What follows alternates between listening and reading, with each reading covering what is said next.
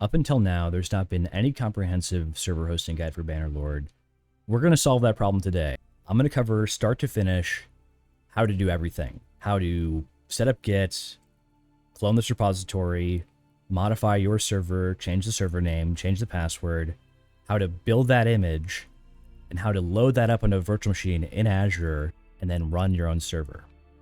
Now, you probably already know that you want a custom server, but just to make sure that people are aware of what you can do, you can change the maps, you can change the game mode, you could have your own custom map that you've made entirely by yourself if you want to, and you could change the password, obviously. You can change all the settings in the game mode, things like how long do the rounds last, how many maps are there on the server, are there multiple game modes, is there unlimited gold. You could have things set up like chat commands, which this repository, after my modifications, this is a forked repository from somebody else's original repo in GitHub with some improvements and some fixes, but he did most of the work originally. That's besides the point. There's a lot that you can do, and running any module that you can think of, whether it's Full Invasion 3 or something else. And what's really nice is not every module actually needs people to install one to have it work on the server. So for example, you can run the DOF admin tools that will actually work for players in native, and having that on the server gives you the ability to teleport yourself forwards by 100 meters or 10. You can specify. Gives you the ability to teleport yourself to a player or a player to you. Gives you the ability to heal everyone or an individual player, and you can also slay people, kick them, ban them from command line as well. So it's pretty handy. You can even do things like remove all the stray horses on the map, which is kind of a niche use, but could be helpful if there's 100 horses around for no reason. Those are some of the things that you can do with the custom server, which I think people probably already mostly knew about if they wanted to host their own. But what problem does this guide solve? Right now, there's an over-reliance on providers who do some of the installation work for you and charge you a premium in exchange for that service. Now, I have nothing against Bluefane solutions, but the reality is that people are basically overpaying for more than they need because they don't know what they're doing. And while this is all very complicated, anyone who has a reasonably long attention span can do this for themselves. If you're committed and willing to do a little bit of trial and error, willing to read a few log files, you can figure this out. And especially with this guide put together, there's not going to be a lot of guesswork. So Bluefane Solutions, that's a provider who, they don't charge you drastically too much, but most people probably want to run a server for 2-3 hours at a time, probably less oftentimes, but certainly not more than 8 hours at a time. And they could get away with shutting down the server and not using it for the rest of the month. Now, the provider like Bluefane Solutions, which would charge you by the month for an entire month of service, even if you only use it for a few hours, you're really overpaying in most cases. By contrast, Azure, or similar providers like AWS, which is Amazon Web Services, they only charge you for what you're using. So for Azure, if you have a VM, which is the same size as my virtual machine that I run my server on, you only pay $4 to run it for an entire day. Now that quickly adds up if you leave it running 24/7, but you don't have to. With Azure, you'll pay maybe, let's say, $10 a month for the storage on the VM all the time. Whether or not the server's running, you pay for the storage. But if you only turn on the server for a few hours at a time, and collectively, even if you're using it 2 or 3 times per week, as long as you boot it up maybe only half an hour before you start using it, and as long as you shut it down about an hour after you stop using it, you could easily use it for 2, 3, 4 times per week. And that really wouldn't even add up to more than 1 day per week. So maybe 4 days per month, as long as you're diligent about turning it off when you're not using it. And in that case, with a virtual machine of my size, you would only pay roughly $12 per month for, the compute of the VM and the networking, with that on a little bit extra, but it's going to be way cheaper than paying $50 or $60 a month for a full month of service, when in reality, you probably need like $10 for storage, and probably another, $10 for the runtime of the VM, and maybe some other charges like bandwidth, which are add-ons and might run you $1 or $2 depending on how much you're using it. So essentially, this guide is going to free people from their over-dependency on providers like Bluefin Solutions who do some setup work for you, but in exchange, they're going to charge you for an entire month of service every month, even if you're only using it for a few hours per month. If your goal is to have a server which is set up entirely for your use, you can spin it up whenever you need it, but you don't have to pay for an entire month of service when, in total, all the runtime consolidated together is probably less than, 1, 2, or 3 days total of really active use on it. You could probably pay half as much. And fundamentally, it's not that complicated. It's going to be challenging to do it for the first time, but once you've done it once, the actual day-to-day of how do you, add on a map, update the image, and then pull it down to your server in Azure, it's not that complicated. It doesn't take that much time. You can figure it out. This guide will explain everything that you need to know to get up and running from a clean slate, not having done any of this ever before.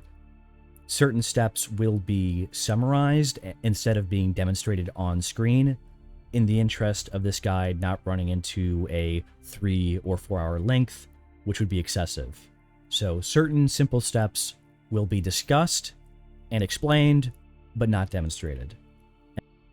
Before we get into the actual process of setting up the server, there's just one question, which is, why would you use Docker? Why would you use this guide?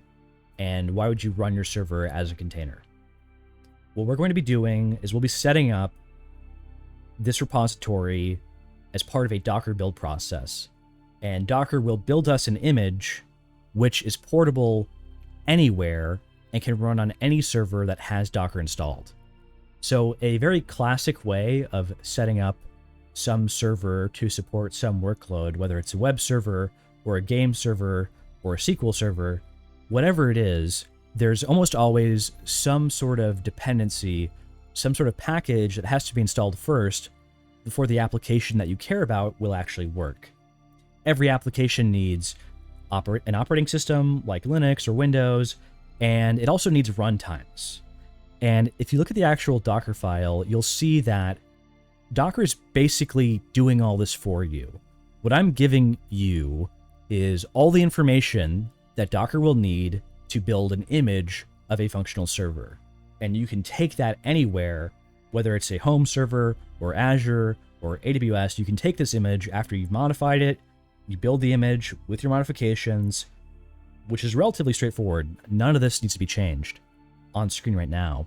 But basically, when you build the image, it's running all the installations for you, and that allows a server to be a complete and self-contained, fully functional server.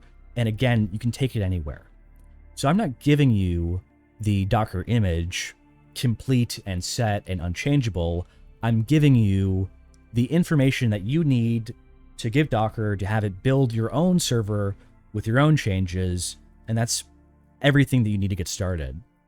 So this allows you to skip having to manually install, 20 different packages on a server, and then you'd have to worry about, well, how do I maintain those? How do I update those?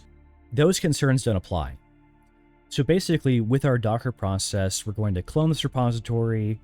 It'll be on your local Windows computer in my case. We'll make some changes. We'll build the image. We'll export that over to our server, and that server now has everything that it needs to run the actual game. There's no actual setup work to be done on the server in Azure, except for basically making sure that it can run the image and has Docker installed, and also that we have remote access to it. That's really all that we need to ensure does happen on it. The short explanation for why you'd use this Docker build process to set up your server is that it's the simplest way to do it as quickly as possible with the minimum of technical knowledge for an end user. So that being said, we're going to get started with the actual build process, and here's a short overview of all the individual steps we'll be covering here today. We're going to set up Git, which is just one very simple installation. We're going to clone this repository, which basically means download it to our documents folder. We'll do some basic customization to the server name and password, and probably the maps as well. What this repository gives you is everything that Docker needs to build your own image. It is not a complete game server itself. It's everything that Docker needs to build a fully functional, self-contained image, and you can take that image and run it anywhere. You could run it on a server in the cloud, which is usually the simplest way to host a server, but theoretically, you could host a server at home. The networking does actually get more complicated in that case, so it's out of scope of this video. Once we've built our image, we need to push it up to our server in Azure. We're going to do that by setting up Azure Container Registry. We'll push the image to Azure Container Registry, then we'll pull it down to the VM, and then from there, once Docker is installed and Azure Container Registry set up, the last thing to do is pull the image onto the server and then start the server up. There is a fairly complicated command to start the server, but I'll explain how to fill this in. It's not as scary as it looks, and it's pretty simple to make the changes that you need to make to change what you're doing. So, short summary, we're going to install Git, clone the repository, customize our server, set up Docker, build the image, push the image up to Azure, pull it down to our server, then we're going to start the server up. From there, we can test it. From a high-level perspective, that's everything that we have to do. I know it's a lot of steps, but fundamentally, none of them require in-depth background knowledge. I'm going to explain everything, so be patient, stick with me, we will get it running. So first thing here, I'm going to demonstrate that my documents folder does not contain the fief tssl bl serve repository. If I run this command, that would match any folder named fief, and there's none in there right now. So first thing, if you go down to Getting Started, and you click to expand, there are a few commands. The first thing that you're going to need to do is go to the Getting Started with this fork section, Details for Beginners. Click to expand this explanation, which tells you, first things first, you have to install Git and clone the repository. I'm not going to demonstrate the actual installation for Git. It is extremely simple. You go to this URL, you download the installer, you run it, you hit yes a few times, and it's done. You could also run the installation with just the command line.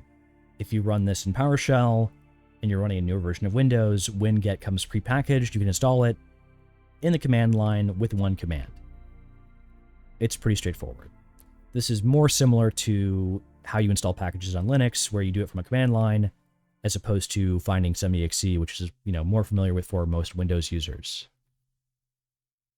So once you have Git installed, you're ready to proceed with the next step. You're going to clone the repository. I demonstrate doing this in the Documents folder, although you could do this anywhere. So Git has cloned the repository, and to know that it worked, if I run this command to list out the contents of my Documents folder, there it is. The fief tssl bl serve folder is there. Now, if I change my directory into the fief directory like this, I can run the dir as in directory command to see what are the contents. So you'll see that this actually matches exactly the things that we really need. It's the modules. You can ignore the scripts and the workflows. We really care about the modules. That's the main thing, and the Docker file. Before we actually install Docker and build the image, we're going to want to know how to modify it. So it's not as complicated as you might think. Let's go ahead and open File Explorer, which you can do by hitting Windows plus the E key, which opens Explorer. Now that I'm in the image build directory in File Explorer, we can start making changes to customize the server. So there are two places you'll always be going to change things, or really three places. If you go to the modules folder, this is where you drop in any entirely new module. So if I was going to run a full Invasion 3 server, that would be going in here. To add in maps, those always go to the multiplayer directory and then the scene object folder. And if you're wondering what those look like, we have 3 different files. This is an open source map that I've added in, and I've included an attribution of the content creator. And this is my own map that I've created. And you'll need the xscene file, the terrain file, all these things have to be in there. So that's where your maps go. Now the map won't actually be usable unless you're running a server configuration file, which actually loads the map. To see if that's the case or not, you'd go to the fief tssl blserv folder, underneath modules, underneath native. Then you have 3 example server configuration files called server arena battle and server arena tdm, and also server skirmish public. So if we open one of these, here's an example of it. So we have the example commands at the top. You can leave these commented out. You don't need to remove these. This is the server name, which you could call this the fief demonstration server, something else different. And then it's skirmish. That's fine. For the purposes of this video, I'll leave this at the default. And that's the map that loads in by default. This is the map that is usable with the game mode specified afterwards. You always specify the game mode. You could do battle like this with no space, and it is case sensitive, which you see some other examples of that in another file like this one. We open it in Notepad, then we pop it over. So this is the TDM server, and you'll see that Team Deathmatch, it's capitalized, and it comes after, it's always a certain order. Add map to usable maps, it's the map name, and then the game mode. One other note, by the way, never rename the file of a map in File Explorer. This thing right here is File Explorer. If you need to change the map name, you can only do that from the modding toolkit. If you change the actual folder name, instead of hitting save as from the scene editor, it breaks the file, so don't do that. And if you scroll through here, if you just look at a few example files, you'll eventually get an idea of how this works, but they're always pretty similar. The order doesn't have to be exactly the same. You can add extra spaces or extra line breaks, like this is an extra line break. That's not going to break the file. These are somewhat resilient to having minor differences between each other. They don't have to be identical every time. But, the server name, you can change that here. The game type could be skirmish, it could be team deathmatch, could be siege. The map is the default map. There can only be one of these to loads in just one map to start with, but you can have multiple maps available for the automated battle pool. These are the ones that are available for voting and get added automatically to that pool of maps that people can choose at the end of the match. Cultures, pretty self-explanatory. These are the cultures that are selected for the very first round. And respawn period, a lot of these are self-explanatory. So mostly pretty obvious. 0 tends to mean, infinite or not applicable. So having a 0 for auto team balance threshold means that there is no auto balance. Same thing for minimum players to start. There really isn't any minimum right now, which can lead to the map changing automatically, which you might not want. And again, everything here is pretty straightforward. I'm not going to change this because my goal here today is actually to test the default configuration that you'd get if you clone this and you don't change anything. So for my purposes, this is great. You'll also notice that the DOF admin tools, I've included some example commands that you can run and have a broadcast message in chat in a special color occur every 10 minutes or something. And these are commented out, but you could uncomment them and then they would work. This video is not a guide about the admin tools, but I think they're very handy and there is a reason that they're loaded in by default. I think that you should use them. And if you want a guide about everything and how to use them, go to the modules, go to the chat commands folder, and you can read the README file right here, and it tells you a lot about it. So these are the commands that you have available: TPME2, remove horses, slay. At least initially, I'm going to build the image with the server configuration files in an unmodified format. Towards the end, we're going to make some changes, rebuild the image, and do it again. And that will show you both that the default configuration is working, and it'll also be an example of how easy it is to change it. So now we have a basic understanding that the server configuration files have to go in the native folder. They don't need a file extension like .txt. This is just server-arena-battle. It will not work if it is server-arena-battle.txt. So once you've got the file in your directory, remove any file extension. You don't need one. And now we also know that all your maps get moved over to the multiplayer scene objects directory. From here, we're ready to install Docker, get logged in, build the image. From there, we're going to set up Azure Container Registry, and then we're going to push the image that we built, which is a self-contained complete server ready to run. We're going to push that from our local Docker install up to Azure, and then we'll go from there. Now, your next step from here is to install Docker Desktop. This is where we're going to do the build process. We won't actually run the image as a container on Docker. We could, but we're not going to actually run it locally. We're going to build it locally and push it to Azure. Now, I said I wasn't going to demonstrate absolutely everything. I think that installing an application with a guide linked on that process, it's relatively straightforward.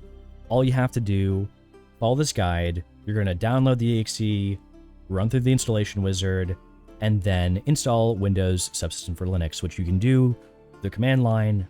If you run 2 commands in PowerShell, WSL space -- install, run that, run the update. That's all you have to do. It's pretty simple. Run the update command right here, and now it'll be updated. This is probably after you've installed Docker Desktop already.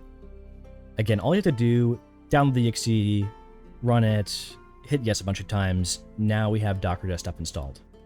The very last thing that we have to do in Docker Desktop before we're ready to proceed with the build process is to create an account and sign in. If you don't already have an account, which you probably don't, just the sign in option, it'll bring you to an option to actually create an account.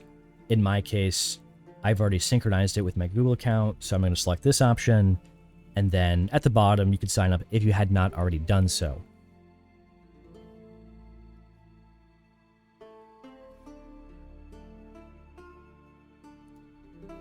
And now that we see the account icon at the top right, instead of the prompt to sign in, we're ready to proceed to the actual build process. So that was pretty painless. From here, you may need to close and relaunch PowerShell, so let's go ahead and do that. And let's go ahead and change our directory to wherever we have placed the actual repository.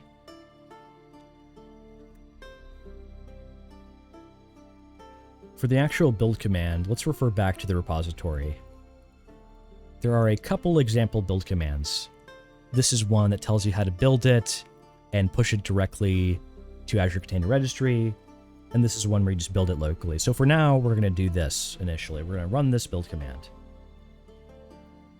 It's building an image, and that image is called fief tssl blserv, and that is being saved locally. This is basically running through all the installation commands that are defined in the Docker file. So apt-get is a package manager in Linux. So what this is doing is it's specifying what operating system are we using in this image. It's defining certain variables that we're going to need to reference in later commands. It's running a bunch of installations. It's running even more installations here and moving them around. And even more dependencies are being installed. From there, it's creating a directory, it's setting up Steam on Linux, it's creating a directory for Bannerlord, it's actually installing Bannerlord anonymously. No login is required for the actual installation. From there, it creates a directory for the Linux server itself. And then from there, it's copying all the files that are in the modules folder in our local build repository. It's taking the multiplayer scene object folder, the native folder, it's copying those over into the directory that has the Steam installation. So it's not the case that those are all the files that we need for an actual server, but that's the only files that we need to copy over. So basically, what you see is not the full extent of what you get at the end. When you're looking at the build instructions in your Docker file and the server configuration files and the maps, those are basically all the things that we copy in on top of the actual installation on the Linux server, essentially. It's an image. The maps and the server configuration files, all those get added in on top at the end. So if you go through the order here, it does all the installations, it installs Steam and Bannerlord, and then after Bannerlord is fully installed, it copies the files that we only have locally that are unique to us, like our server configuration files and the maps that we've uploaded, were placed in our local build directory, and those get copied into the final image. So if you make any changes to this, and you're not very cautious to validate them, you will probably break your build process. You'll notice that there are some steps which were commented out that aren't actually in use, and you can just ignore those. But this is where all of the files that we care about actually get copied into the server. And this being exposed allows one image to be used multiple times at once. And I won't over-explain that right now. I'm just going to demonstrate it at the end. Now that we have a fully functional image that we're ready to port over to our server in Azure, we're going to set up Azure Container Registry, which sort of acts as a middle ground holding point. We can easily port our image from our local build process up to Azure Container Registry, and then from there, it's very easy to pull it down. Theoretically, you could skip the extra hop and load the file directly to your VM. In this case, I'm doing what I think is simpler. It's what I know. It does incur a little bit of an extra cost to load the image to Azure Container Registry before the server, but in my case, it works well enough for me. At this point, we're pretty much more than halfway done. All we need to do from here is set up Azure Container Registry, push this image up to Azure Container Registry, set up our server, install Docker on it, pull the image down from Azure Container Registry, and then start it up. And the one extra step of generating a token, which we'll be using with the actual run command, which starts the server. Now that we're in Azure, let's go ahead and set up Azure Container Registry. Now in my case, Container Registries is right there on my screen because I've accessed it recently, but in your case, what you'll want to do is search for Container Registries. And this is assuming, of course, that you've already created your account in Azure. That is a very simple and trivial process to do, so I'm not going to demonstrate it on screen. If you simply go to portal.azure.com and sign up and create your account, that much I trust anyone can figure out on their own. But I will demonstrate creating a new container registry. We're going to go ahead and hit create and then go through all the prompts. We're going to create a new resource group. That's totally fine. A resource group is just an arbitrary, basically a folder that contains all the resources that we're going to use. I plan to delete these later. I'll be calling these, let's just call it Fief Demo. And that will create the resource group. The registry name will be called Test Fief, without a dash. It'll be created in East US. It is very important that you create the container registry where you plan to run your server. Now, if you're wondering which region should I choose, that actually can be kind of nuanced question. East US is Virginia, Central US is Iowa, And West US, off the top of my head, I don't recall, but I'm sure it's somewhere in the vicinity of probably Nevada or California, somewhere thereabouts. So if you're going to be hosting an event where it's going to be earlier in the day in North America time to accommodate the presence of players in Europe, you definitely should host the server in East US. But if you're planning to host a server for only North American players, then probably Central US would be the best option. But it's really up to you. It could be whatever's closest to you. It's up to you, your choice. I will set the domain name label scope to tenant reuse. Whatever you want to use is fine here. You don't have to change anything else on this screen. We'll go ahead and hit next and go to the networking tab. We don't have to change any of this right now, and in fact, we'd have to pay a lot more to make this private. Again, another thing that you don't need to change. Most people will not change this. Tags, you don't have to add anything here, but if you were going to track this, you could call this, you could put in the date, and you could create some sort of tag. There already is a creation date, so you don't need to do this, but any arbitrary key value pair that you think is useful for informational purposes, you call this author, you call it fief, and now people could come back and say, okay, well, I know that fief made this VM or this container registry. Anyways, moving on to review and create, we're ready to create our container registry. That will not complete immediately, so we are going to open a new tab. That deployment will complete in the background. While we're waiting for that, we're going to create our virtual machine. So the virtual machine will have Docker installed, we'll pull the image onto it, and then we'll run the actual server on the virtual machine.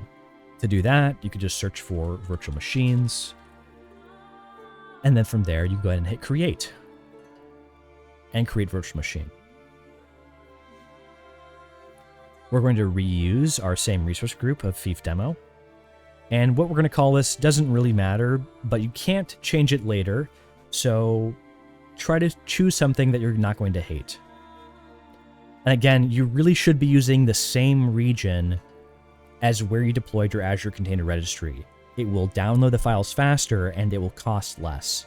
If you're transferring data across regions, it does actually charge you more for the bandwidth in that case.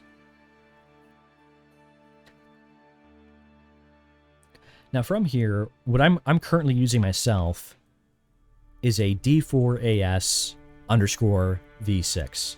Now it's a very complicated name, and Azure has a full naming convention. What that actually means is D4, that is the series. And then the 4 indicates the number of virtual CPUs. That's 4 virtual processors. The A indicates that it's an AMD-based processor, which are pretty popular right now. Intel's kind of about to go out of business, but let's hope that they don't. But AMD is a good choice here. And then the S stands for supporting premium storage. So this is a decent size to use. This is probably overkill for running a small event with a handful of friends. If we select CL sizes, we can see we could do 2 virtual CPUs and 8 gigabytes of memory, and that would be a D2S V6. There's no D2AS V6, or actually there is, it's further up here, right here. If we compare the D2S versus the D2AS, the AMD alternative is a little bit cheaper, so it's probably the better option because it's the same number of vCPUs, the same amount of RAM, although it doesn't support as many data disks. This is not how many disks that it comes with, this is how many data disks that it supports. That's not the same thing. But basically, for most people, I'd say go ahead and start with a D2AS V6 and upgrade it if you're finding that you're running out of horsepower. And I'll tell you how to tell if you're running out of juice with your server. It should be pretty self-evident if the performance slows down as more people join, if it becomes unresponsive and laggy, and it's laggy for all players, not just some players, and it happens all the time, and especially as more players join, that's probably a problem with utilization being excessive and a lack of processing and power and or memory. There's a way to check that once you're running the server, and we'll go through that later on. For my purposes, I'm going to do a smaller VM, D2 ASV6. You could potentially get away with something smaller, but most likely I wouldn't go below 2 virtual processors. And one important note, when it says $66 per month, that's if you run it for the entire month. You'll pay, $5.28 for having a disk of a certain size, not very much. And you'll pay $66 to actually run the VM throughout the entire month. You'll notice it says $0 per month to run Ubuntu server. And that's because there is no server licensing to be paid to the manufacturer for the privilege of running their operating system. By contrast, if you're running Windows Server, the licensing cost would probably be at least $50 per month, probably more. Although that cost would scale with the size of the VM, so for a relatively small size VM, Windows Server might not be that expensive, but it is definitely ideal to run some sort of Linux-based VM as opposed to a Windows Server. We don't need to run a Windows Server. We could, but it will be cheaper and probably more performant to run a Linux server. So to give a rundown here again, use the same resource group unless you want to create a new one. Doesn't really matter. There's no additional cost. Select a server name and know that you can't change it later. Doesn't really matter what zone you select or not. And then from there, probably Ubuntu Server 24.04 LTS. It's a good option. Keep the VM architecture on x64. And for the size, I'd recommend something like a D2 ASV6. There are many sizes. You typically want to avoid the very specialized series of VMs. If we do a comparison, you'll see that, two vCPUs or 2 processors and the same amount of memory on an F2 VM is $100 a month. And it's probably not going to be twice as good, but it's almost twice as expensive. So I would probably encourage a D series VM. And again, this says $66 per month. That's if you run it for roughly 720 hours per month. If you set it to auto shutdown at the end of the night and you only run it, 1 day per week or 2 days per week, you're only going to pay for, up to like 4 days per month or 8 days per month. So if you run it for 8 days per month, you're probably only paying for a quarter of the cost of $66 per month. So I'd say ballpark, something in the range of $10 to $25 to run the actual server, and then another, $5 to $10 to store the data. And that's not including the small added data charge that will pay for Azure Container Registry, but that's usually a pretty small charge unless you create a lot of images or unless you push a lot of versions up. We don't need to change any of these options here right now. We'll come back to an explanation of how to use SSH, but moving on, we're ready to move on to the disks page. From here, I think 30 is probably just a little bit too small. It's going to fill up too fast. I would say bump this up to 64 gigabytes. Now, if you're wondering, capital G, lowercase I, capital B, that is short for gigabyte. It's very similar to gigabyte, but one is going to be base 10, the other is base 2. So the math makes them very different once you get up to the scale of terabytes versus gigabytes. It doesn't really make a difference to you. Short version, bump it from 30 to 64. Now, you do have to make a decision if you want to pay for premium SSD versus standard SSD. Truth be told, I don't think that you're going to be loading that much data from the disk that's going to make a huge performance impact. But in my case, I do have my server on premium SSD because we're not talking very much storage. We're talking a pretty small amount. And so for me, $5 versus $10, not a huge difference. I think most people could get away with only a standard SSD and they wouldn't notice the difference. And I would encourage you unless you're running this for a very important enterprise, I would run this as locally redundant and not zone redundant. It's just cheaper. From here, we're ready to move on to networking. We're going to leave this unchanged for now. And I would say Set this public inbound to none. We'll come back to this later.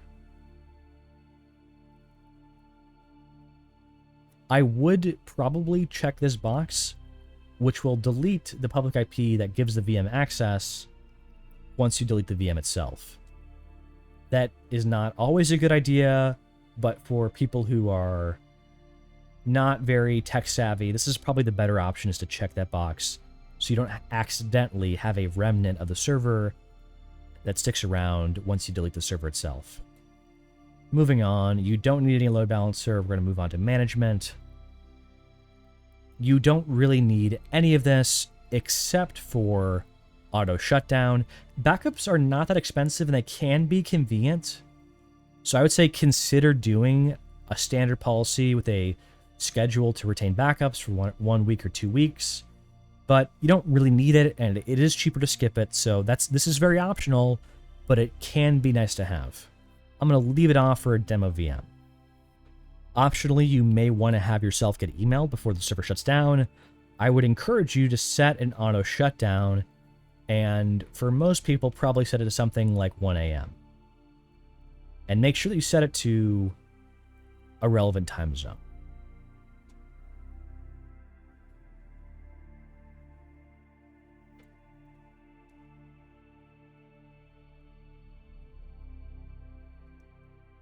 You may also want to enable periodic assessment for guest OS updates.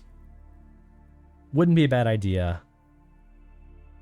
You could even have Azure automatically patch your system, with a downside that it might reboot at an inopportune time, so it's up to you. If you want to have maximum control, then just have nothing done here at all.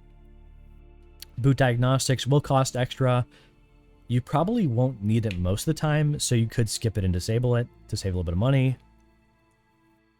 Moving on, we're almost through the VM creation process, and you don't really need to change anything here at all. The tags are mostly entirely optional. They cost nothing, so if you want to signify certain information about what this is for, you can do that here. And now we're ready to finalize the creation of the VM so we can run through and see all the details. And everything we've done here is summarized on this page. I'm going to go ahead and hit create, and we'll see that we're paying essentially 1 cent per hour to run the VM. It's very cheap. If you turn it off when you're not using it, you pay almost nothing. I'm going to go ahead and hit create. And the VM will be created in a couple minutes here. While it does the creation, I'm going to download the private key. Now that I've downloaded the private key, I'll come back to how you'd use that to SSH onto the server. The port is still closed. We locked that down to be more secure during the creation process. We'll actually open up the access to SSH only for the IP that we'll be accessing it from. We'll come back to that later. For now, we're going to go to the container registry, and we're going to set up the actual process for pushing our image up to Azure Container Registry. So let's hit go to resource on the container registry deployment page. All right, so while we're waiting for the virtual machine to finish deploying, we're going to push our image up to the test fief container registry. And again, you could have called this container registry anything that you wanted. It doesn't really matter what it's called. So we'll have to log in to Azure Container Registry, which you'll probably want to install Azure CLI to do. I will link this guide in the description. I'm not going to demonstrate it because it is pretty straightforward, not very complicated. Once you've installed Azure CLI, you can run through one of these authenticate to Azure Container Registry options. In my case, I'm going to run AZ ACR login with the -n as in name parameter, and I'll specify the name of the container registry as test fief. And because I've already set up Azure CLI, this will actually work. And that should prompt me to open my browser if I wasn't already logged in. Now, maybe what I should do is do docker logout and do a docker login. And that will demonstrate, that's one thing you will need to have already done. And it'll probably prompt you had you not already done this. If we hit sign in, it's basically already done because my browser was already logged in. We proceed to Docker desktop, and then we hit enter a couple times. Here we go, hit confirm. It's all set. Hit enter again. It's all good. So that's an example of how to do Docker login. The login process I'm basically going to skim through. I'm going to link the documentation for Azure CLI install and how to log into Azure Container Registry. It's pretty simple. Run the command. It should work. There are a bunch of options. If for whatever reason this is not working for you, just try a different option. You don't actually need Azure CLI for all of these, so depending on what kind of problem you're having, just use a different option. So anyways, we're logged into Azure Container Registry. Let's go back to our repository and look at the build command that's given as an example. We go to the top of the repository, we review the example command for the build, we have a push and build command. So if we do docker push, what if we do it this way? We're going to need to modify this to the name of the registry is testfeef. And actually, we have obfuscated the URL a little bit. You'll see the login server is this. So we have to change that to the login server. Let's go ahead and update that. All right, so we've copied and pasted our login server as the subdomain of the Azure Container Registry, fully qualified domain name. Before we actually run this push command, Docker doesn't really know what image to call Bannerlord latest. And in my case, it could be the exact same thing and it still wouldn't work. So you'll see that nothing is tagged in that way. So the way to fix that is we do docker tag the name of our local image, call it latest one, and then we're going to run this whole thing. Here we go. So if you called your local image Docker, it was called, you built the image as TSSL, and that was your local image. It could be tagged differently. It could actually be tagged as like something like this. That would also still work. It can have a different local versus remote name. Whatever you built it as initially is what appears first. And the destination in Azure is the thing that appears second. So now, if we run this push and we push it up to Azure image, that will push up the image. Now, while it's pushing up, we can actually start to configure our virtual machine. So what do? We downloaded a file with our key to access the server via SSH. Depending on how you've configured your target server, this key can be all that's needed to complete the login process. It's very sensitive. You would want to exercise extreme caution in having this private key present on any unencrypted drive. So if your system doesn't have BitLocker encryption, be very cautious. Just know that if your system was ever lost or even cloned, somebody might have access to remote into your server depending on the networking settings and some other factors. Long story short, keep this safe, and you might want to reset your credentials if you're ever unsure if somebody else has gained access to it. So long story short, this is a credential. It is essentially a complete username and password. It's everything somebody needs to log into the server. So treat it with extreme caution, and you probably should encrypt your operating system for whatever desktop or laptop this is saved on. It's very sensitive. Treat with caution. Use at your own risk. All we have to do to log into the server from here is specify our path that we're going to have the file sitting under. And I'm going to do that by clicking the address bar, copying and pasting. I will hit F2 on the file, hit Control-C, right-click to paste.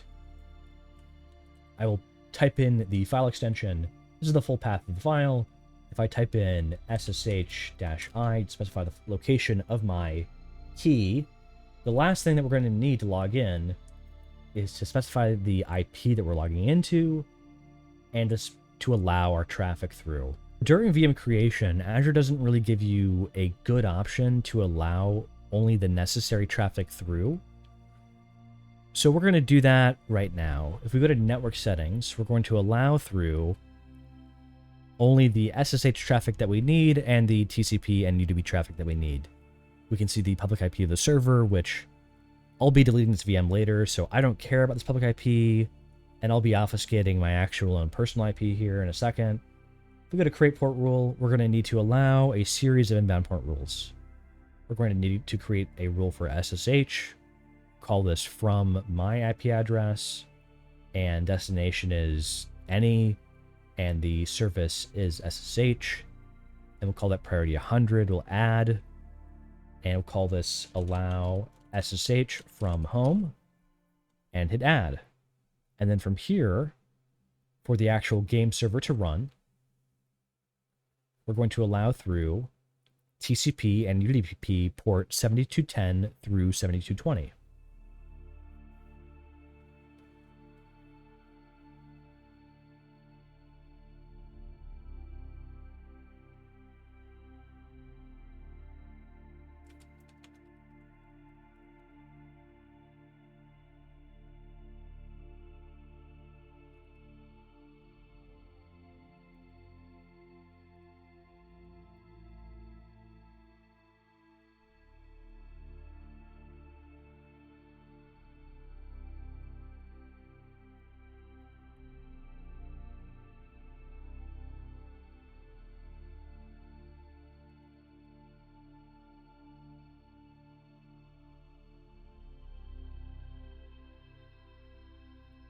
Now that we know the IP of our server, we can log in as our admin name.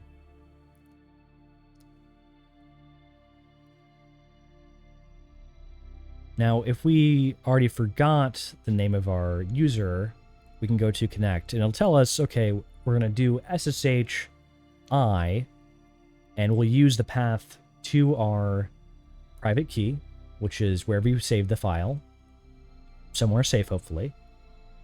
And then you specify Azure user at the IP address of the virtual machine, and then hit connect. And then from here, you wait a minute, you hit yes, I want to connect to this fingerprint of the server.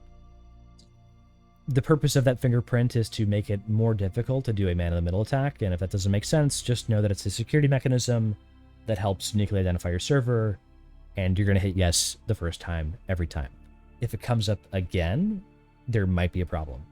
It depends. So from here, now that we're logged into the server, we're going to run an apt update. That'll only work in sudo mode. And then we're going to run sudo apt install. And we're going to want to install the prerequisites for Docker. So let's actually look up a guide for that. This Ubuntu installation guide for Docker will also be linked in the description.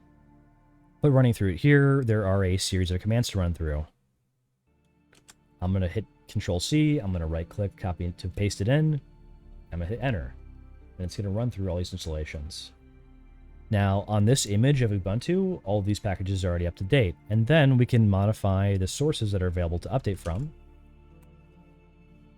And then from there, we can run the actual installation command. We'll hit yes one time.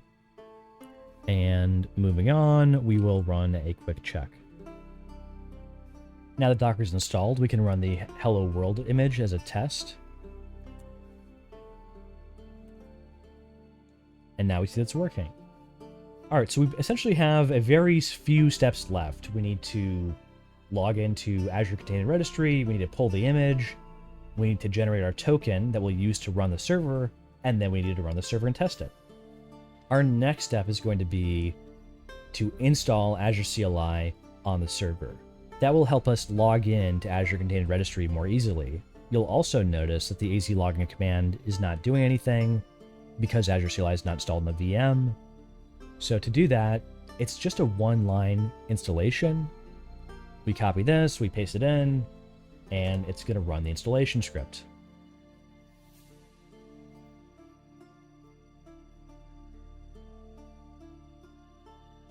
All right, so after installing Azure CLI, you're going to want to run sudo az login. And then we're going to copy and paste this URL into our browser where we're already logged into Azure. We're going to copy and paste this code in without an extra space, and we'll hit next. And then from here, we hit enter once, and now our sudo user itself is logged into Azure CLI. So we run sudo az acr login for name of test fief. We should be able to log into Azure Container Registry. And then from here, if we run docker full, and we specify the full login server in this case, and then / Azure image latest, you'll notice it didn't work, so I didn't run it as sudo, and now it's working. Now, one thing to note is that you won't really pay very much money to transfer the image from Container Registry to your server, but uploading it from your home to the Azure Container Registry does incur bandwidth costs. Any sort of networking transfer in Azure usually costs a small amount of money. So if you're pushing up this 5 GB file and you make modifications, 100 times, that could be 500 GB of data. So uploading 500 GB of data to Azure, it's not drastically expensive, but it might be like $20. If you're going to want to make a ton of changes, I would advise a couple of warnings. If you do end up hosting a very large module on your image, you probably want to have multiple images. You may want to have a build process where you have one image which includes a very large module, and you don't change it very often, and you leave that around mostly untouched. And then you have another image that you might change 20 times per day, and you push that smaller image many times, and you push the larger image fewer times. So I'm saying if you do have certain requirements to have, one large mod that's not changed very often, and then one smaller image that's changed a lot, try to separate them out so you're not pushing up extra data that you don't need. Now, this setup is very flexible. Just because you have a bunch of maps, if they're not in the server configuration, people don't have to download them when they're not being actively used. So if you're wondering, if I have 20 maps on my image, is that going to make everybody download those every time? And the answer is no, not unless the server configuration that you're actually running when you boot the server, not unless it has those in the, add maps to usable maps. Unless you add all those on there, they shouldn't actually get loaded in when the server starts. And therefore, people don't have to modify them with the download panel to actually join your game the first time. We are now extremely close to being done. We need to generate our token and then actually start the server. There's really nothing else to do. So let's go ahead and launch Bannerlord, and we'll make sure that we're in multiplayer mode. So all we have to do from here, for right now, is hit Alt and then tilde, which opens the console, and run custom server.get token. And that will output a token, which is not partially off screen. That will get saved over to your documents folder. So let's go ahead and navigate over there. I will be not showing the token in full, but if we open this file, that will give me a very long stream of characters, starting with capital F, lowercase k. It goes on for probably 200 characters or more. It's a very long string. So you're going to use that when you launch your server. So you need that file open and ready for use. From here, we're almost there. We have our server set up, logged into. All we need to do is we go to our example command. And let's see, what server configuration do we want to run? We know that in our image that we built, there are 3 different configuration files. These files were copied over, but they're not valid configuration files, so it's not hurting anything to have them there. They're not very large files. They're barely appreciable at all, but don't use those to actually run your server. You'll want to run one of these. So in my case, for fun, let's run the server arena TDM server.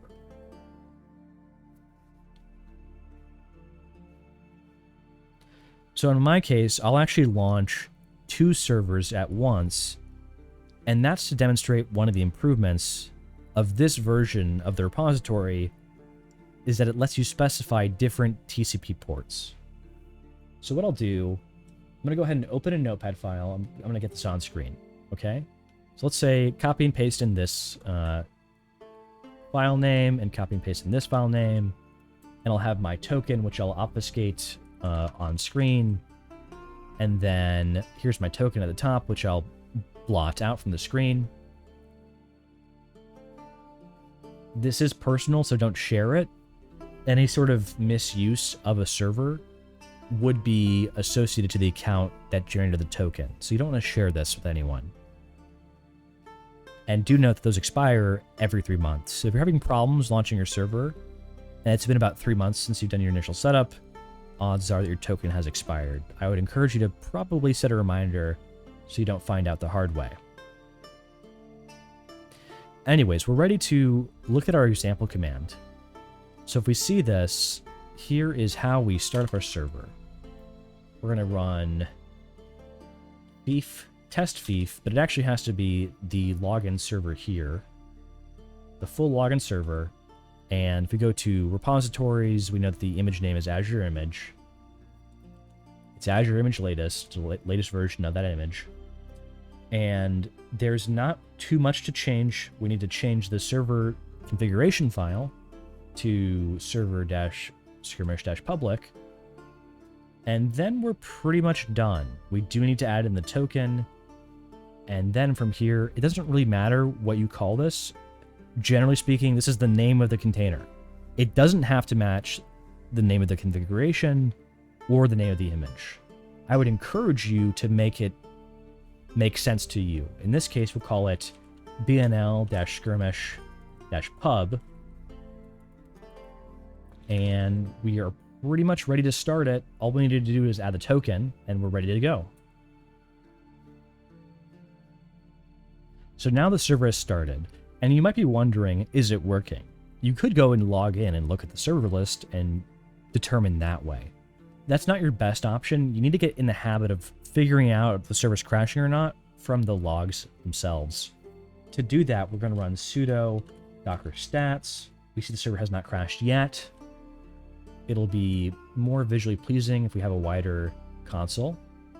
So it's using a small percentage of CPU and a very small amount of memory. And moving on, if we hit Control-C, we can cancel out of that. We run sudo docker logs.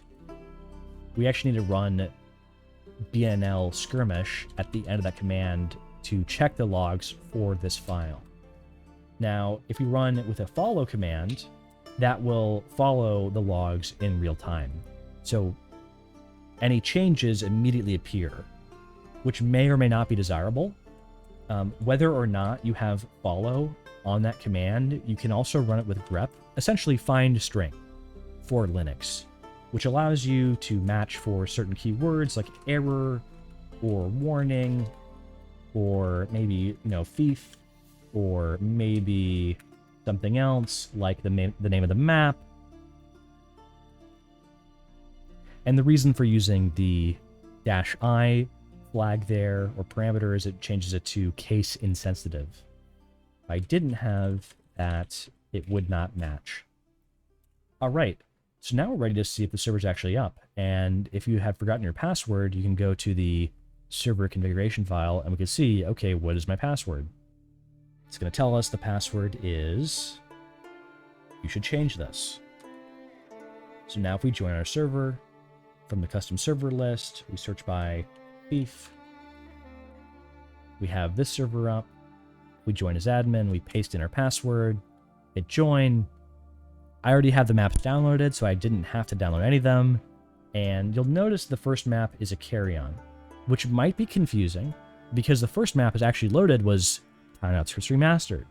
And you might wonder to yourself, well, Why did it change maps? I'm pretty sure that's due to having 0 minimum number of players for start. So I think that causes it to immediately change the map normally. So you may want to bump that up to 1 player to start, or 2. But we see this as a working server. So that's pretty cool. Now it can run through some basics of, if you're wondering about chat commands, are they working?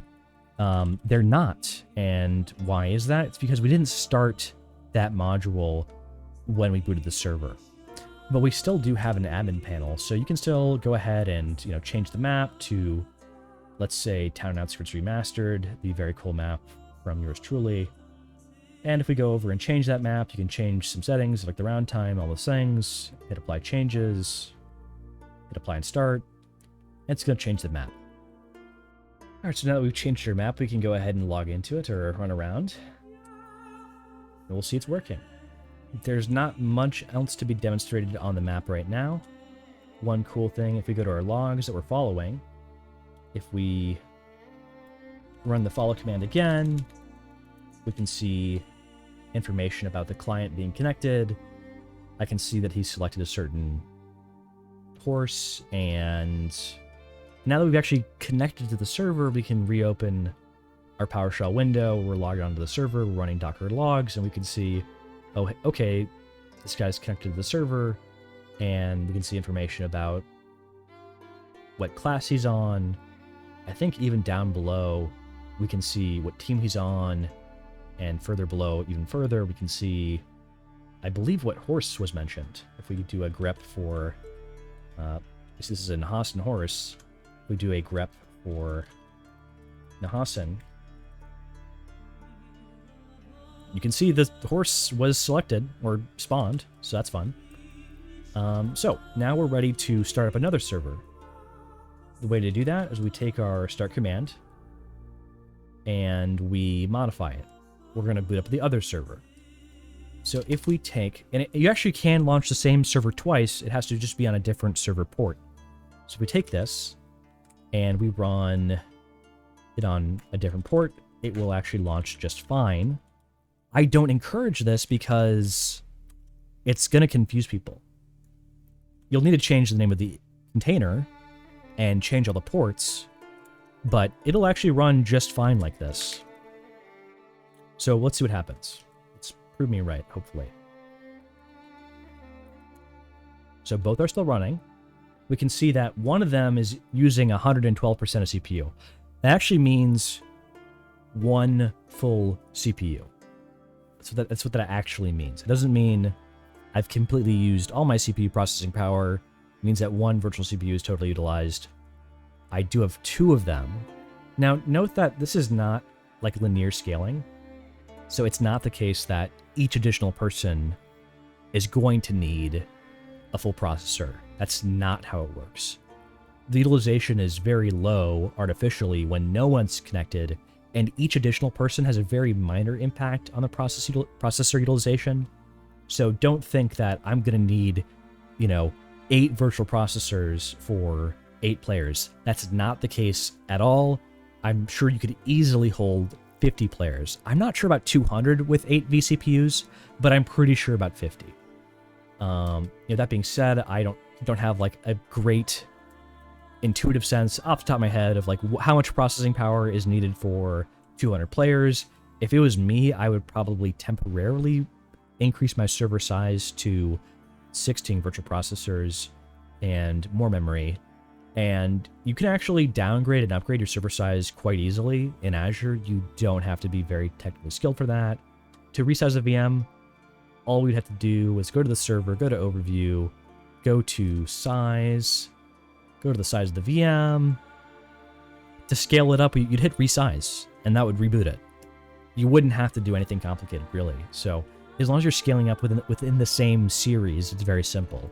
Sometimes changing to an entirely different set of hardware can be more complicated because, one VM might come with a free disk, a D drive, and another may not. And in that case, there's no simple way to change from one VM series or size to another. But basically, resizing from, a D4 ADS v6 to a D8 ADS v6 or something like that would be just fine. All right, so now that we've got 2 servers running, let's go join the other server. It'll be the one that has no players in it. Now that I've left the server, it'll take a while to have that reflect in the actual player count. I was actually wrong. So it'll be hard to know if I'm joining the right one or not. But let's see if I'm able to join the one that I just created without it crashing. I did actually join number 2, and I can tell because that's the one that had the CPU spike. It's also a different map. So I had 2 ways of being certain. And then for the final thing, with the original default server configuration files, is we're going to boot up both the TDM server and the battle server. We're going to launch both of those with chat commands. Alright guys, so I've gone ahead and done a jump cut where I ran another pull command after rebuilding the image. There was a problem where I basically had the wrong version of the DOF admin tools. There was no way that would have worked properly. So after modifying the repository, I cleared away my own local copy of the file, cloned the repository after it was updated, rebuilt the image, pushed it up to Azure Container Registry, then pulled it back down. I stopped all the containers that were running and restarted it with the chat commands loaded in. And now that I ran the pull command afterwards again, just so you know what it looks like when you run the pull command. And then to see if it's working, let's go ahead and run docker logs and then BNL TDM and look for any errors. No errors. We see mission started. This is good news. No problems so far. If I run follow, there's the current logs. No problems. I run for the battle version. No problems there either. So that's all looking good. So now, let's go ahead and test them. Go to battle, custom server, play, custom server list, go search for thief. Okay, so now I've joined one of the servers, the TDM server, that actually has chat commands running. Make sure it's working. I can run exclamation mark and help, and that gives me all the commands that are available, at least most of them. Some of them are very cool. My favorite's probably the move command. We could say move, move space forward distance, and then space upwards distance. And it teleports me up that far. If I do move, 10 and only up 1, it puts me underneath the ground because I didn't have the height high enough. If I do move 2 or 3 and then up, 20, I go to the top of this thing. So that works pretty well. Pretty neat. You can go pretty far and go out of bounds if you want to. I might be all the way out of the map. Go too far, you can die that way. So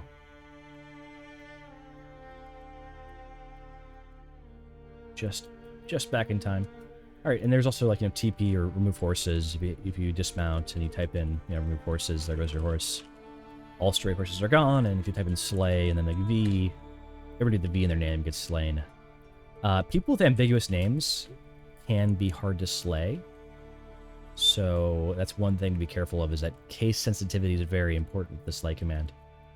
Other than that, mostly self-explanatory stuff here. I really wish there was a command to turn on or off unlimited gold in Crex's chat commands, but whatever. That was one of the main reasons I wanted it originally, but overall it's very cool, very handy. The heal command is very good for team hitting it at the start of a round. In a battle event, you always run a heal command. So, other notes. I've realized that the battle version of this open source map does not appear to be functional, so I'll be removing that from the repository. You would have seen that in the configuration file earlier, and the server list. I'll be dropping that from the server file in the repository. I'll replace it with something else, possibly a native map.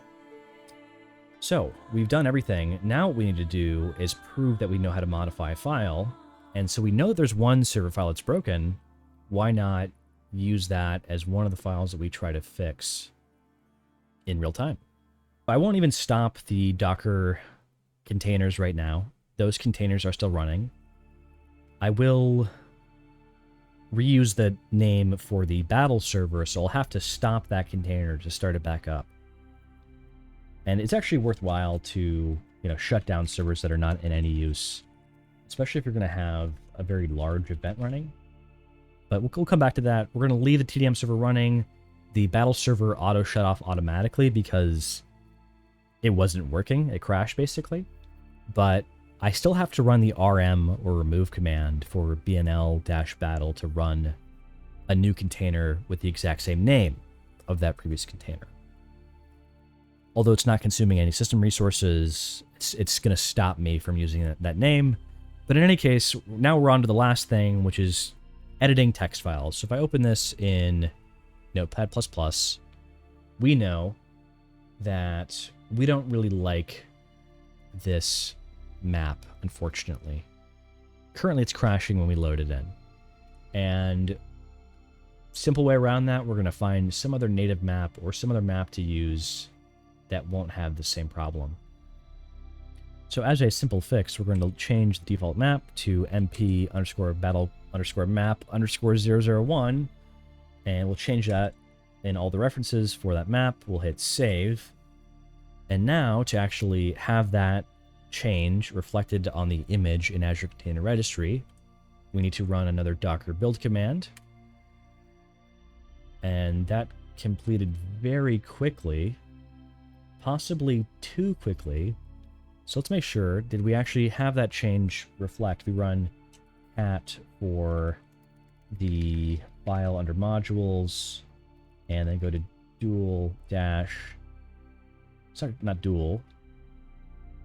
server dash arena dash battle. We can see that change did go through, and we ran the build command, so it should be updated. Now what we need to do is push that up to Azure Container Registry. So if we do this, we'll see that the build file or digest changed. So one thing you notice is it didn't really update the file. I had to re-tag the image, and then if I push, it'll work. If you want to get around the problem of having to repeatedly tag the image to push it up to Azure, this example command does work around that problem by tagging it during the build process. Anyways, now that we've built it and pushed it, we can actually pull it. So we hit Control-C, we can scroll through our history, find the pull command, and pull back down.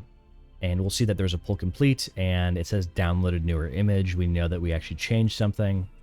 And then we want to run sudo docker rm bnl battle, and now we can run it again. Now it's going to launch a server. If we run sudo docker logs bnl battle follow, we're looking for any errors. It hasn't crashed yet, so it's a positive sign. It's loaded up the battle map 001. And we do see that it worked. And there we go. So that modified server file now has Sipagos blockade. I think that's how you pronounce it. This is one of the native maps. It's actually quite nice looking. And we have the other native map. I believe this is Osrax Insurrection, is the other map that we have loaded in here. And if we go change that to Azurai and Landia, we can hit apply and start mission. We could change the warm-up time to 1, change the round time limit to 3, and hit apply and start. And we see that this map is also functional, so that's good news.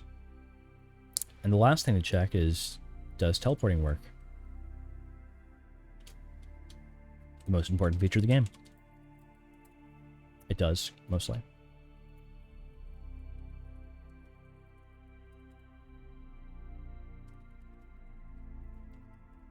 There we go, on the building. And we'll see that the warm-up time was much shorter at 1 minute long. Alright, and the very final thing that I'm going to demonstrate is how to drag and drop a file from your Steam directory, which is program files x86, Steam, Steam apps, Common, Mountain Blade 2, Bannerlord, modules, native scene object. If you go up in the directory to modules and go down to multiplayer, and then go to scene object, you can basically take any map that you've already played on and you can move that over. So if I find my Cav Tourney Grounds map, which I believe I have set up for TDM, if I copy that and I paste that over to my documents and the FIF build folder, move it over to modules, multiplayer, scene objects, I add that in there. And then I go to hit F2, hit Control C, copy the name of that folder, and then go to modules again, go to native. And now what I can do is I can copy this config. I call this TDM Turney, called Turney. And if I go to open that Notepad++, let's say, and then I could modify the maps. I can hit paste in this. All right, so now if I go back to my repository and I go look at the example commands, I can borrow from one of the build commands like this. And then that should build and push the file up. And there we go. And now if we actually pull the image,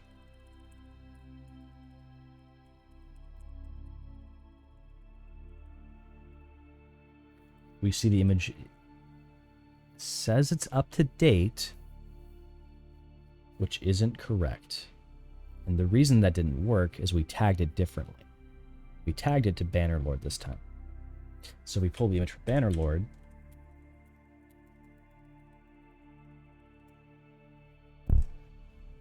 We have a different image that we've got running now. So what we can do is say, we only created a new image instead of updating the old one, which will incur additional storage costs in Azure Container Registry. We go to repositories, we see there's 2 images right now. We could delete one right now. If we go to overview and monitoring, we see there's data about the number of images pulled and pushed, and this does incur data transfer costs, so be cautious about that. If you're curious how much it's costing you in actual dollar amounts, you can go to the Thief demo resource group or whatever you've named yours, and then you can go to cost analysis. And you can break it down by how much I'm paying for anything. If we group by service, name, at this resource group level, it's not been around long enough to have data. But if I remove this filter and go to my actual resource group, and then I do the same thing, I filter by service name, or if I group by service name, I can see how much am I paying for Azure Container Registry versus anything else. Now, the reason my virtual machine's pricing is so low is I have a reservation where I basically agree to pay for it for full time, as opposed to turning it off when I'm not using it. And when you do it that way, the reservation cost doesn't appear there. It would appear under reservations, and that's where you'd see how much you're paying for that. Anyways, now that we've modified the server configuration file that we're loading, and we've changed which image that we're launching, and we can see in Azure Container Registry that we have 2 repositories within the container registry itself, or 2 images essentially. We're going to actually load our final server and see if it works. We do also want to run the admin tools on it, which was in the other text area.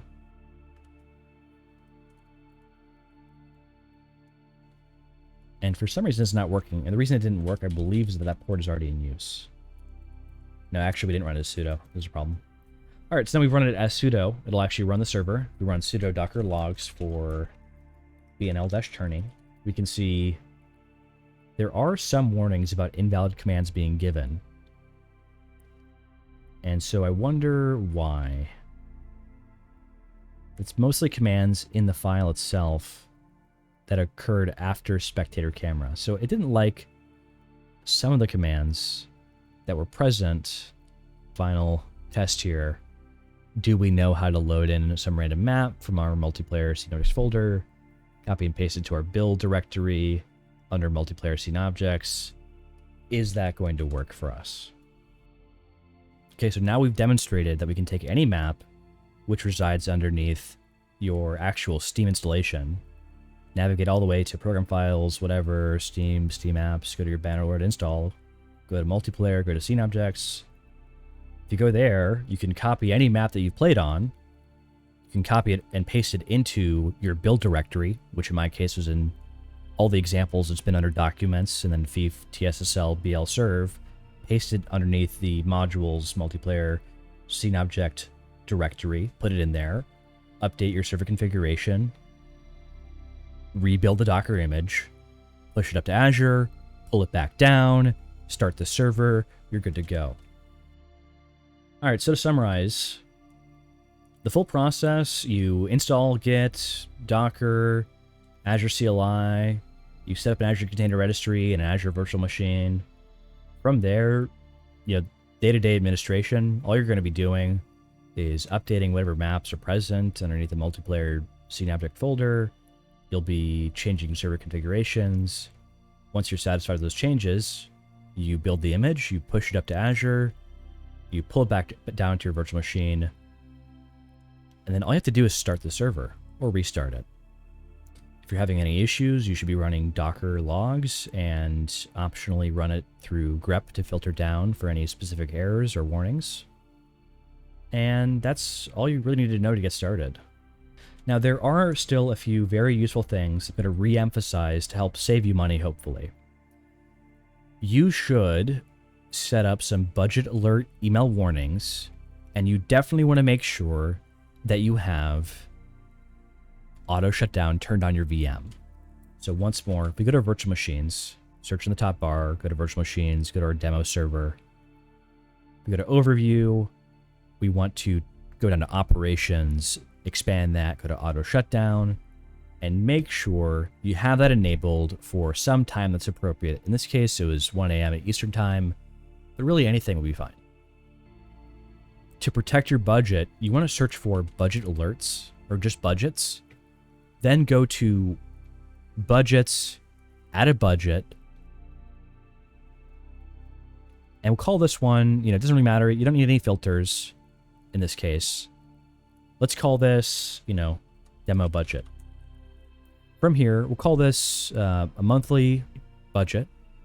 We'll push the expiration date back as far as possible. The budget is going to be, $50, $40, whatever.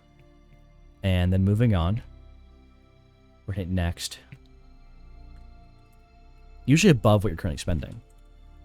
We'll hit next, and we'll set up alerts here. This is the most important thing to stop you from spending accidentally hundreds, even in the worst case scenario, possibly thousands of dollars if you let it run away without paying attention. So we want to have actual and forecast budgets. Actual budgets only trigger when you actually reach this amount. A forecast budget will trigger when the rate of spend is predicted to exceed.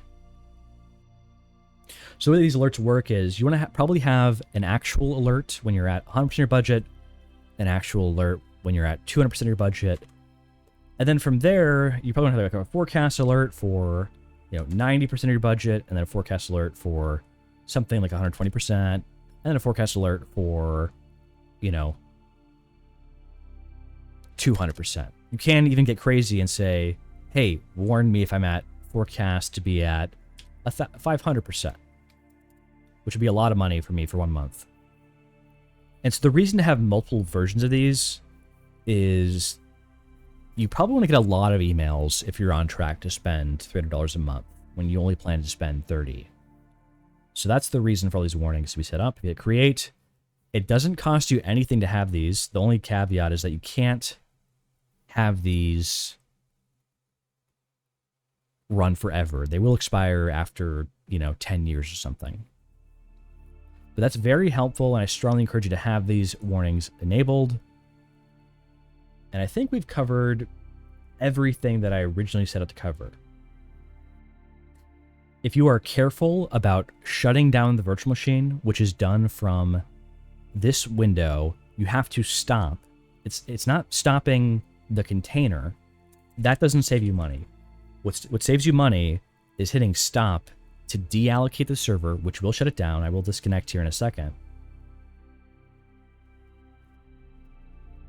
When the VM is stopped, you are no longer paying for the compute.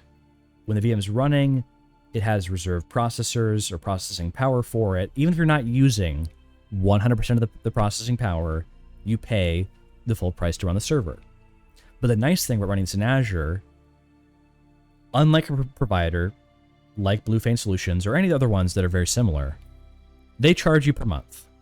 You run it for 1 hour, 1 day, or the full month. Regardless of how much you use it, they charge you full price. In Azure, if you run it for 2 hours and shut it off, if you run it for 8 hours and shut it off, the only cost that you pay when it's not running is for the storage in Azure Container Registry and the storage of the managed disk, because this VM is comprised of the VM, the IP, and the disk. You pay for the disk at all times, but you're not incurring any costs for data transfer or compute. Those higher costs of like $4 or $5 per day at a VM that has 4 vCPUs or 4 processors, you don't pay that when it's not running. When it is deallocated, you're not paying that. And that's why if you have a smaller SKU VM, your D2AS or even a D4AS, it's like $4 per day.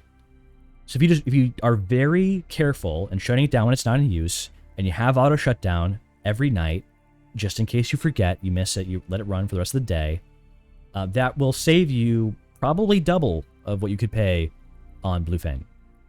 If you found this useful, I encourage you to recommend this to your friends. I did this mostly out of charity. My main motivation here is to try to revive the community of Bannerlord a little bit. It's not quite dead yet, but the conversion rate from single player to multiplayer is very poor. There's something like, thousands and thousands of players online at any given time, but they're mostly all single players. And I'm hoping that by making multiplayer a little bit more accessible, maybe giving the people the chance to host their own private events, their own personal servers, hopefully that will go some way to sustaining, if not reviving the community. Fingers crossed. It's going to take a very long time to finish editing this video. So send me a like, share the video around. Appreciate it. Thanks, guys. See you later. Good night.